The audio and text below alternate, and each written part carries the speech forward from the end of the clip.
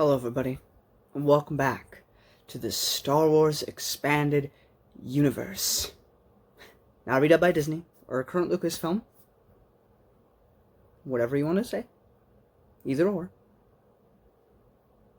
Legends. So today, we get done with our final piece of visual medium of Star Wars for the rest of the EU. Now, if you count canon, then you wouldn't be counting this, and you wouldn't be watching this, and just the whole thing. But after this, I'm pretty sure, we might have comics. So I guess I shouldn't say visual. There is comics to come. But for a long while, you kind of just have a bunch of novels and stuff. So, I know that, like, the really big important stuff, though, for a good chunk of it, is just novels. So this is, like, the last visual thing we'll ever get of the Expanded Universe material. But,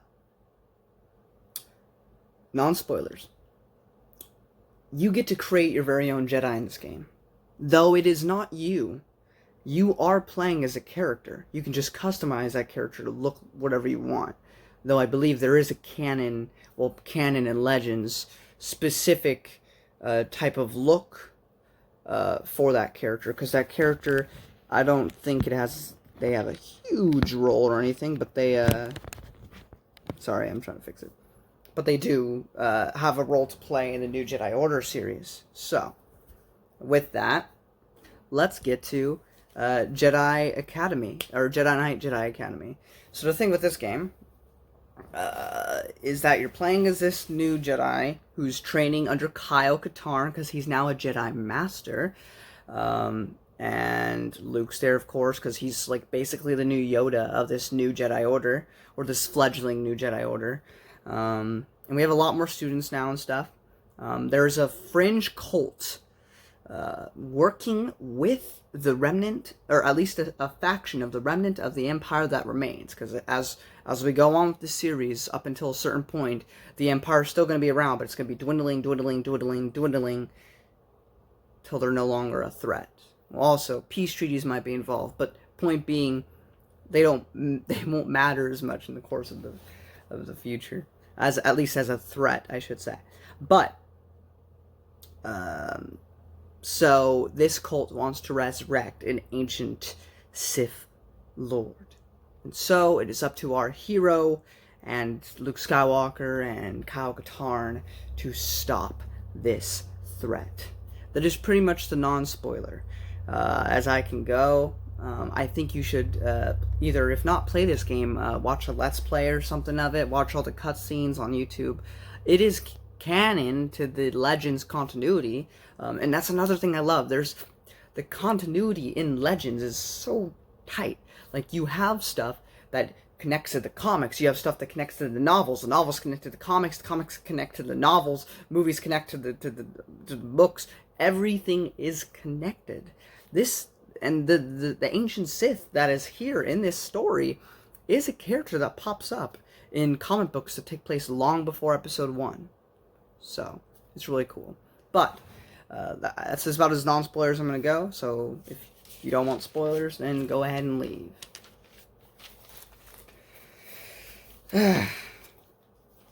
So, again, as I said, you play as Jaden Korr, who does have like a set history and a set backstory and a set future going forward. I believe Kyle Katarn even becomes like a member of the Jedi like council. Like, there's a new Jedi council. Obviously Luke's part of it, and I don't know if Jaden joins it, but he might. And Kyle Katarn is your teacher. But yeah, I wrote a note of the symbol of Margot Rognus, or however you say it, because I did not know that the name sounded familiar, and I didn't realize till they said the cult of it, and you learn more that it's a guy from the comics. So, as I said in the non-spoiler, the cult is working with this Imperials, because the Imperials are constantly trying to get back their power and glory, which just isn't going to happen, guys. Might as well give up. But we still have a couple more books before they'll finally stop. But yeah, so this time they're trying to help this cult, because they think it might help them rise back on top. But they went with the wrong team. You have a mission. Nothing story-wise, this is kind of a side mission, really happens on this mission, but you get to travel to Bakura, which again is just another bit of continuity, because of course you go to, like, you know, Tatooine and stuff, and in the last game you went to, you know, like, Bespin, those stuff in the movies, but to see Bakura, which is a novel in the expanded universe, was really cool. It was definitely not how I envisioned it, but that's okay.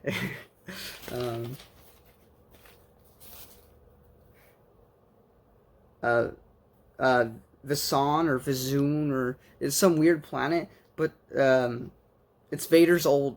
He has a, you know, like a strong. He has, oh my goodness, Vader had a stronghold on this planet, and the planet is actually, at least in the game, was really cool to see.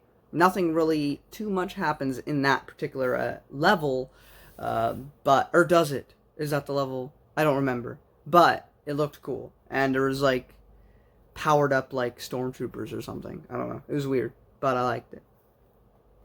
Rosh, who I didn't mention, but earlier on, like when you're on the ship traveling to Yavin 4, because you're going to be a bunch of new students, you meet Rosh, and he basically becomes your friend, and you know, he's like, I want to move forward, quick, you know, and he turns bad, though we'll learn why later. Desan's lackey from the last game, right? So her name's like Tavion or whatever, but Kyle Katarn spared her. What does she do? She goes back to being bad and goes and corrupts Rosh to be on the dark side, and she's trying to resurrect this ancient Sith.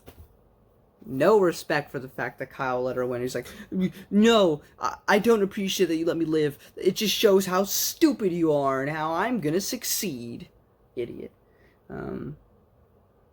Because of all the side missions and missions that you're doing in this game, you eventually get promoted to Jedi Knight, which is really cool. Or Jaden does.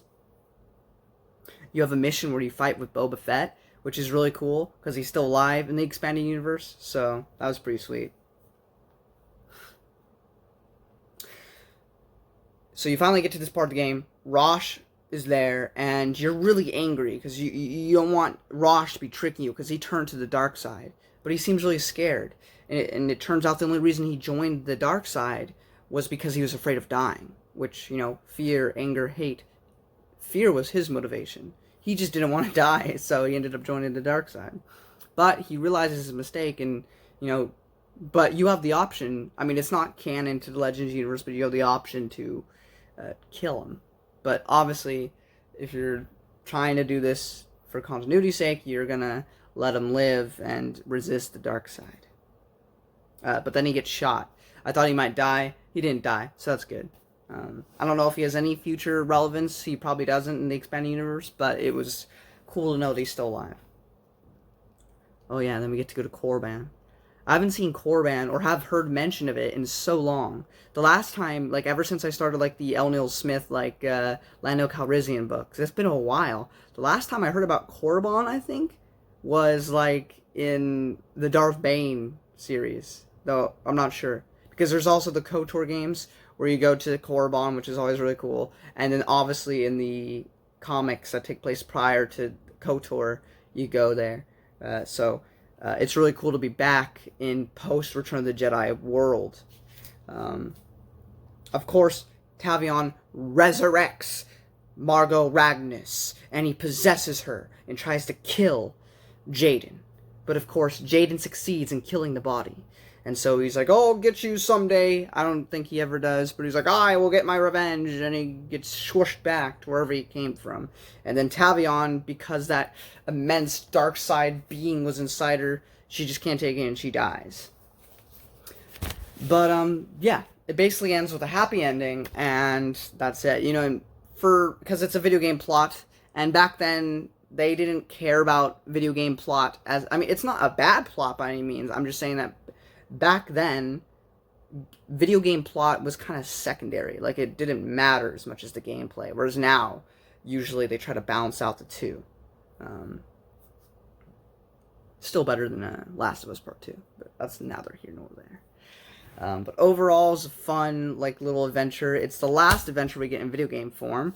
The rest of it's comics, books, and etc. So, up next, we have the Children of the Jedi, something like that. Now, I heard there might be a contradiction, but it's not a contradiction because later on we'll eventually get back to the prequel era, and one of the Clone Wars novels that they made, there's actually an explanation for the way they explain Jedi. Because back when those books were written, you have to remember, they did not have any specific information about prequel era or anything like that, what Jedis were like. So they kind of just said stuff.